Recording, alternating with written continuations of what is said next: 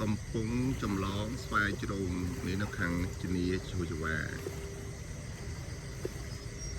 លំឡើងច្រាចរចាប់ដើមមកមានយកហើយខ្ញុំស៊ូមណាចូលមកដូចស្អីបើសិនស្លំ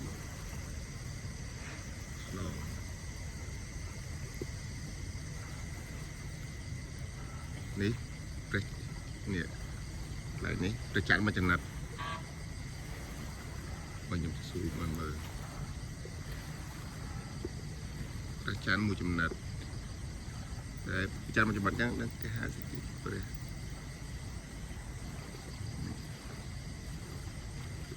ហើយដែលខ្ញុំពងនិយាយនេះម៉ោង5:25នាទីព្រលឹមពេលព្រលឹមថ្ងៃសៅរ៍ទី14ខែកុម្ភៈឆ្នាំ2026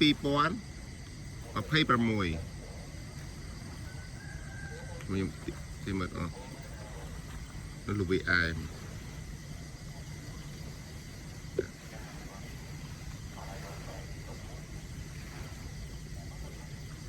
នេះឡើយខ្ញុំមើលមកជុំខាងនោះគឺខាងកោះនារីងាកមកនេះខាងកោះពេជ្រខាងនេះហើយឡើយខ្ញុំមើល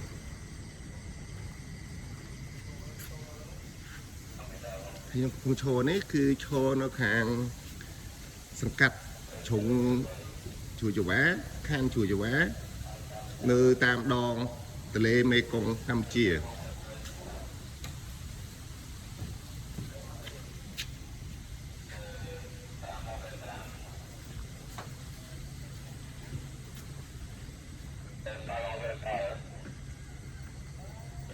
លំឡើង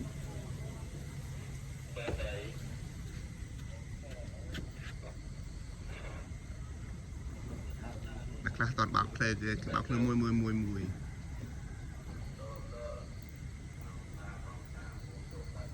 លំឡើងតែមើលលំឡើងរៀងរាល់ទាំង1ម៉ោងម្ដងខាងបងប្អូនខាងសាន់សពគាត់ដើរមើលតាមនេះចាំង7មើលនេះមើលនោះ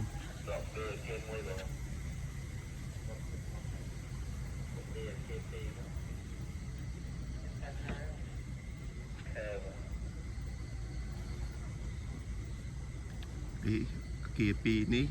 កម្ពស់210 ម៉ែត្រមាន55ជាន់